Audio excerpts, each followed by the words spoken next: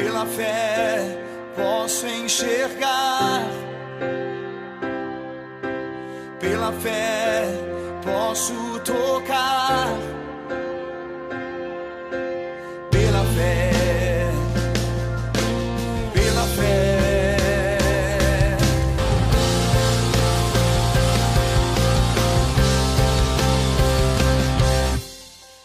A paz do Senhor Jesus Cristo, que Deus te abençoe e que você sinta a presença do Senhor. O programa Restaurando Vidas tem o objetivo de levar até você uma palavra de fé, esperança e amor. Com o que você está preocupado hoje? Você está preocupado com tantas coisas?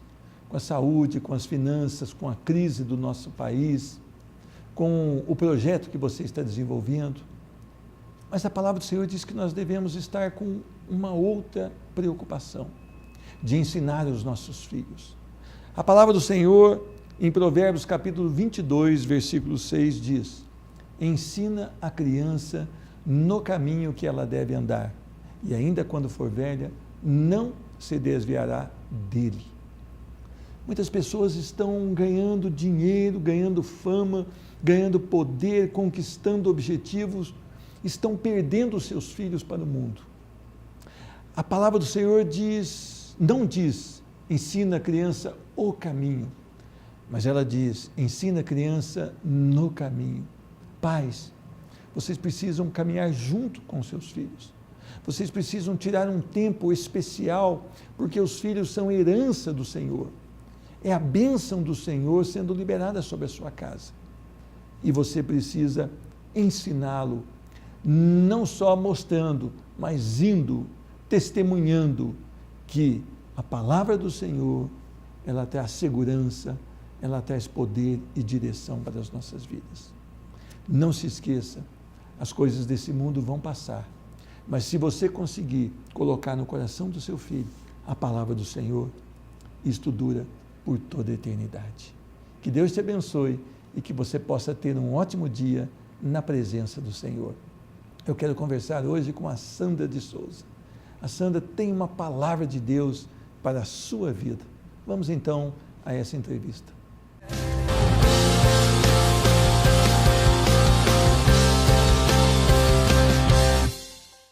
Eu tenho o privilégio de receber no programa Restaurando Vidas a minha irmã em Cristo, Sandra de Souza. A paz do Senhor Jesus, seja bem-vinda. Paz do Senhor, pastor, é um prazer estar aqui. Amém.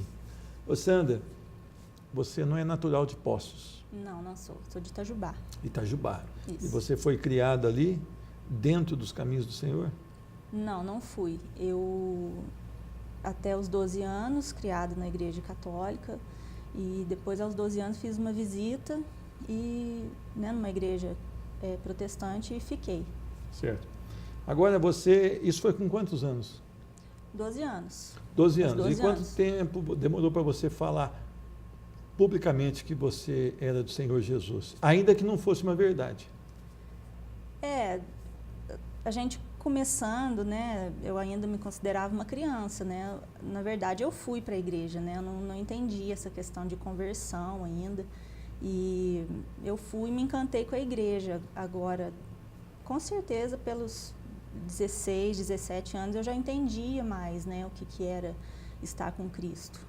Você passou pelo batismo nessa idade ou mais tarde? Passei pelo batismo aos 13, por aí também. Mas, Sandra, você, como no meu caso, você viveu dentro de uma igreja evangélica há muito tempo, sem ser a igreja do Senhor. Você fazia parte de uma denominação, você tentava agradar ao Senhor através das suas ações, mas você vivia um vazio. Quanto tempo isso ocorreu? Olha, pastor, eu acho que praticamente até eu vou fazer 36 anos no mês que vem. Eu posso dizer que eu fiquei até os 30 anos nessa condição. Hoje, as pessoas, ou é pregada a elas, que basta elas irem à frente e repetir uma oração, elas são salvas, elas podem voltar para o dia a dia delas. Você viveu esse engano, então, por pelo menos 17 anos. 17, 18 anos. 17, 18 anos. Muitas pessoas estão nesse mesmo engano, como eu fiquei, Eu nasci dentro de uma denominação evangélica até os 38 anos sem conhecer Jesus. quais são os sintomas da pessoa estar dentro da igreja, mas não ser a igreja? A gente acaba que a gente fica, que é o que todo mundo diz, né? A gente fica usando uma máscara primeiro, né? Porque, na verdade, dentro da igreja, a gente precisa se manter, porque as pessoas vão olhar, o pastor vai olhar, alguém vai olhar. E, principalmente, dentro de casa, né? No nosso lar, a gente é o pior doente possível, né? Porque a gente não consegue amar, não consegue expressar o amor de Cristo ali. Então, a gente tem muita dificuldade em ser um verdadeiro cristão, principalmente dentro de casa. Então, dentro de casa, eu vi que eu tinha grandes problemas. Uma não conversão. Uma não conversão. As pessoas, muitas vezes, elas acham que, mudando os seus hábitos, vão agradar ao Senhor. O que fumava parou de fumar, o que bebia parou de beber, o que batia na esposa parou de bater, o que roubava não rouba mais. Ele acha que com isso ele vai encontrar o favor de Deus. Mas não é assim, né? Não, não é. Isso, para mim, é religião. É fácil você se esforçar, muitas vezes com a ajuda de algumas pessoas. Você se esforçando, você consegue manter uma vida mais adequada, sim. Agora, o que está lá no coração mesmo, né, e na mente, é somente quando a gente é tocado pelo Espírito Santo. Agora, quando nós somos tocados realmente pelo Espírito Santo, a gente abandona essas práticas, né? Não continua nessas práticas, sim, mas porque o Senhor nos conquistou. Isso se torna verdadeiro. Isso também é abandonado, mas aí começa a gerar frutos verdadeiros. Você acha que há uma dificuldade hoje das pessoas entenderem o sacrifício de Jesus na cruz? Eu creio que não. Eu creio que o que está faltando é justamente quem já conheceu verdadeiramente, ou diz que já conheceu, é falar com a sua vida, né? Expressar com a sua vida que realmente o sacrifício dele foi verdadeiro. Porque quando a gente fala que mudou, fala que converteu, mas as nossas práticas, os nossos frutos não refletem isso, a mensagem da cruz se torna mentirosa. A própria palavra diz isso, né? Então, aí sim se torna difícil para as outras pessoas entender, porque elas olham para a nossa vida e olham para a mensagem, elas não conseguem achar uma conexão ali, porque a nossa vida não está compatível à mensagem.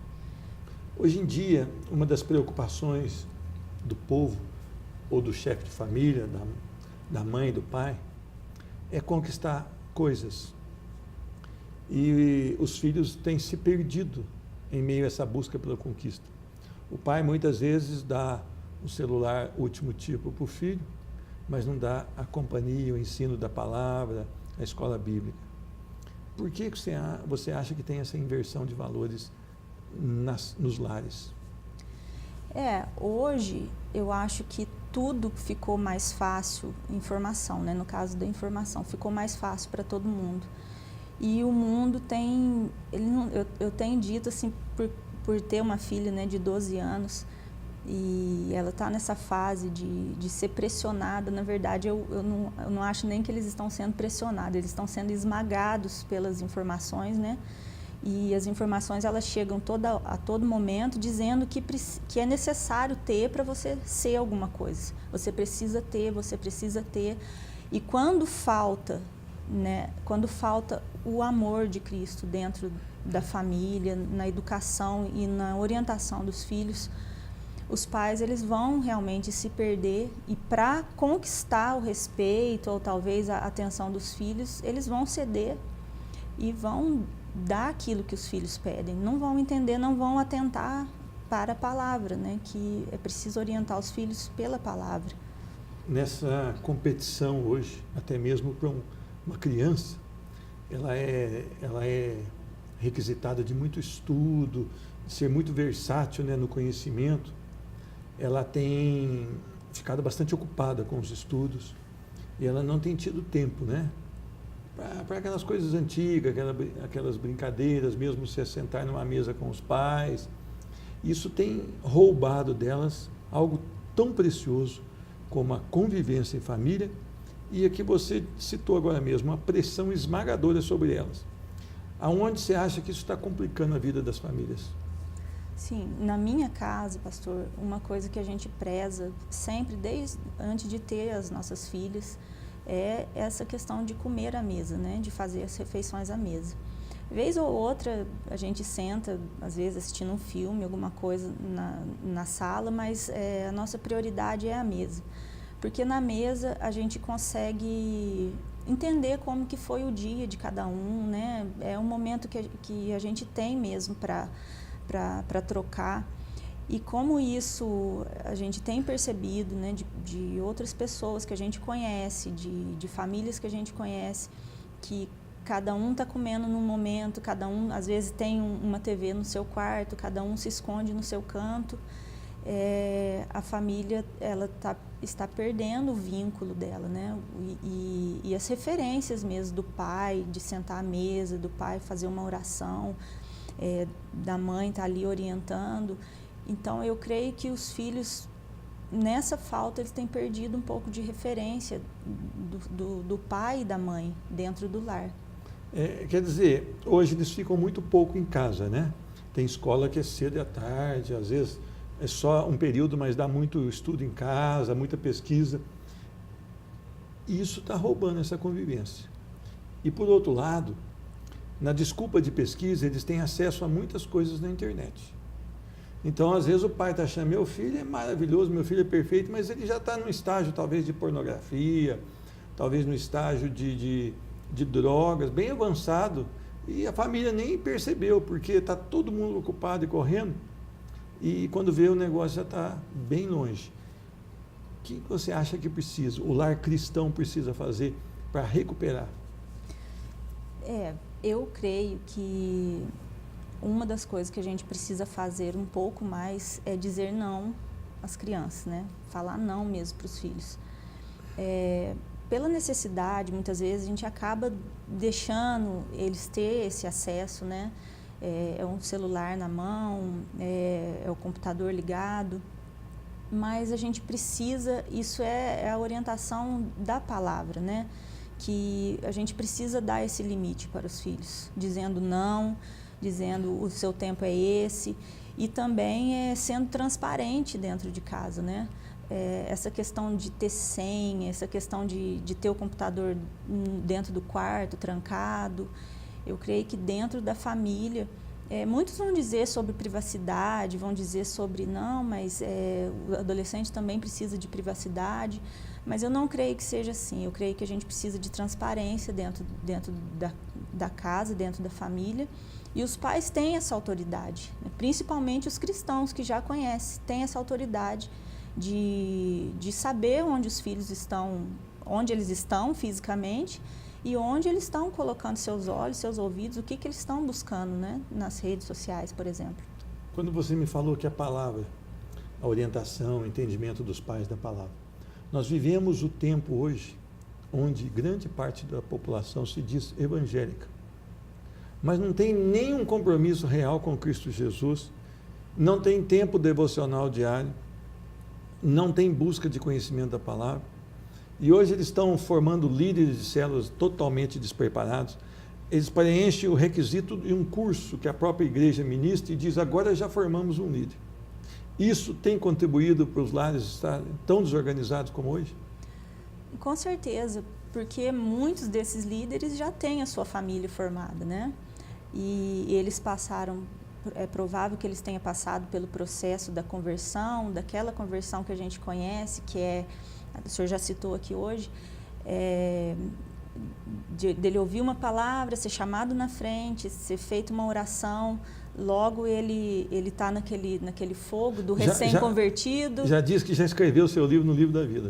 Justamente, ele mesmo, o pastor mesmo afirma isso, em né? pouco tempo, esse recém-convertido vai fazer um curso de liderança, mas na verdade ele está tão raso nas coisas de Deus que ele não tem essa condição de liderar outras pessoas, porque ele ainda precisa do processo, daquele processo de santificação que a gente conhece, e ele vai levar de provação, de experiência, de frutos gerados, né?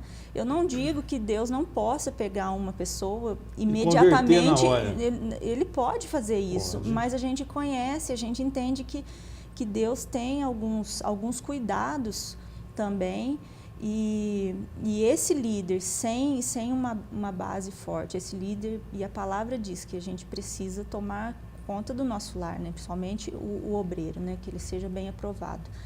Ele não tem essa base, ele vai levar esses problemas para dentro da casa dele, ele não vai saber administrar agora como um recém-convertido. Então eu queria fazer um apelo aos pais, né? Aqueles que se dizem cristãos. Olha, se você não tem um tempo a sós com Deus, você não tem nem autoridade para falar das coisas espirituais a seu filho. Você me desculpa, se é assim na sua vida, você precisa de uma conversão.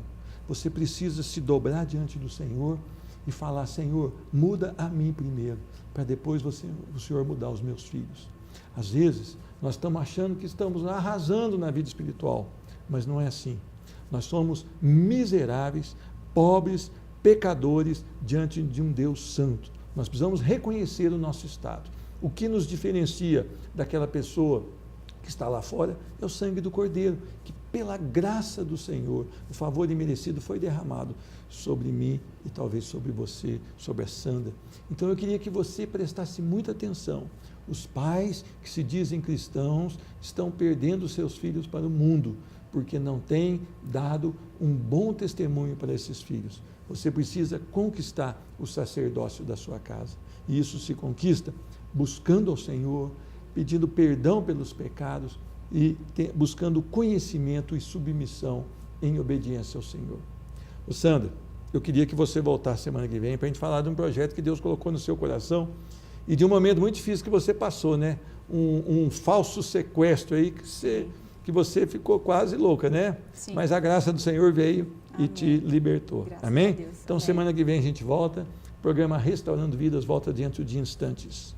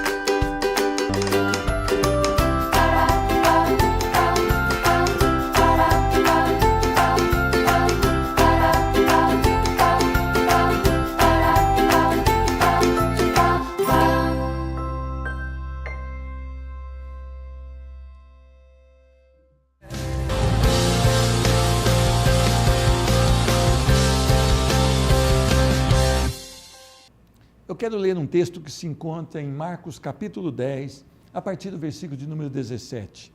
Diz a palavra do Senhor: Quando Jesus ia saindo, um homem correu em sua direção e se pôs de joelhos diante dele e lhe perguntou: Bom mestre, o que farei para herdar a vida eterna? Respondeu-lhe Jesus: Por que me chama bom? Ninguém é bom a não ser um que é Deus. Você conhece os mandamentos: não matarás, não adulterarás, não furtarás, não darás falso testemunho, não enganarás ninguém, honra teu pai e tua mãe. E ele declarou: Mestre, a tudo isso tenho obedecido desde a minha adolescência. Jesus olhou para ele e o amou. Falta-lhe ainda uma coisa, disse ele: Vá, venda tudo o que você possui e dê o dinheiro aos pobres, e você terá um tesouro no céu. Depois venha e siga-me.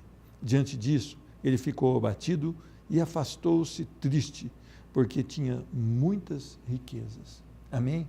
Vamos orar. Senhor Deus, muito obrigado pelo poder da tua palavra, pelo teu amor, pela tua graça, pela tua misericórdia, pelo teu perdão.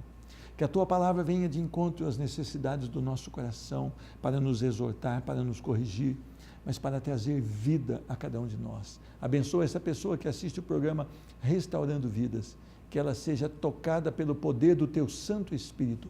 É a oração que eu entrego agora, no nome do Senhor Jesus Cristo. Amém. Um homem que tinha tudo de bom, que tinha conforto, que tinha posição. Diz a palavra, em certos textos, que ele era um homem rico, mas aqui um homem que se põe de joelhos diante do Senhor. Independente dele ser rico ou não, ele começa com uma atitude correta de se prostrar diante do Senhor. Muitas vezes nós temos esse desejo, principalmente quando as situações da nossa vida não estão bem. A gente se ajoelha mais vezes ao dia, de vez em quando de madrugada, quando temos um problema, e nós nos prostramos diante do Senhor. Mas isso não quer dizer e nem mostra que nós temos uma intimidade com Deus. E ele corre diante do Senhor e pergunta: bom mestre, o que farei para herdar a vida eterna? É um outro problema nosso. Nós temos uma impressão dentro dos corações que precisamos fazer alguma coisa para merecer a vida eterna. Este homem, quando ele chama o Senhor de bom, o Senhor o adverte: olha, bom é um senão Deus.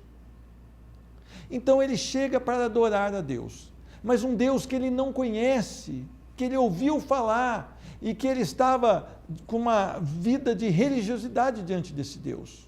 Quando o Senhor fala bom é Deus, o Senhor está querendo dizer: olha, há um santo, poderoso e perfeito Criador. E ao mesmo tempo ele está falando: mas olha para você, olha para mim, somos pecadores e miseráveis. Quando eu olho para mim, eu sou um pecador e miserável. Jesus estava dizendo para ele: você precisa conhecer a sua real condição de miséria diante desse Deus santo e poderoso. O que acontece com as nossas vidas? Nós achamos que podemos burlar a palavra do Senhor, achamos que podemos comover o Senhor com as intenções impuras do nosso coração. Não, nós precisamos voltar para o texto e pensar numa coisa. Primeiro, o que farei para herdar a vida eterna? O Senhor ainda vai um pouquinho além nesse assunto e diz: você não conhece os mandamentos? Não matarás, não adulterarás, não furtarás, não darás falso testemunho, não enganarás ninguém, honra teu pai e tua mãe. O Senhor ainda mostra para ele mais uma verdade: os mandamentos são bons, os mandamentos são valorosos, os mandamentos nos ajudam a ter uma vida decente diante de um Deus poderoso, mas eles não podem salvar, porque eu e você pecamos diante de um deles, pelo menos de um, se não em todos e mais. E quando nós erramos diante de um, nós não podemos mais buscar a salvação por obras, mas pela graça. Eu e você temos que entender uma coisa: diante da lei do Senhor, todos os homens estão condenados, porque todos pecaram e destituídos foram da graça de Deus, da glória de Deus, desculpe.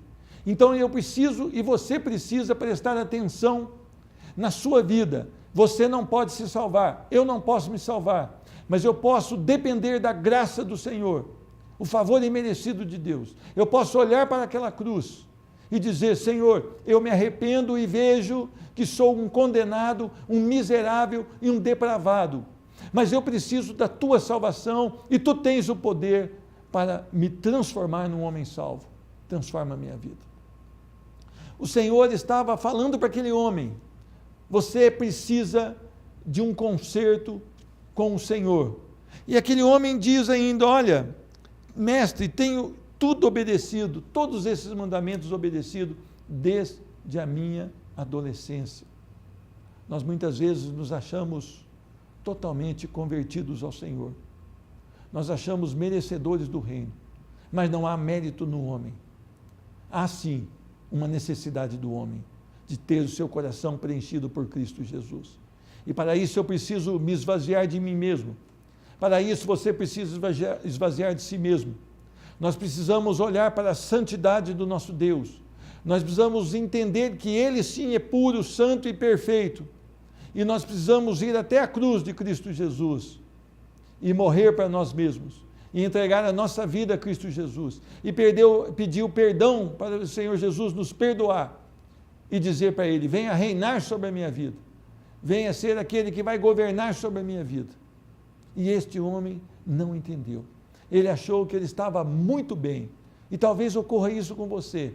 Você frequenta uma igreja, você tem até cargos importantes e você acha que você está muito bem. Tome cuidado. Tome cuidado, porque o Senhor Jesus não para por aí. Versículo 21. Jesus olhou para ele e o amou. O amor de Jesus é incondicional. Não é porque merecemos, mas Ele nos ama. Ele ama você, Ele ama a mim, mas Ele requer de nós uma mudança.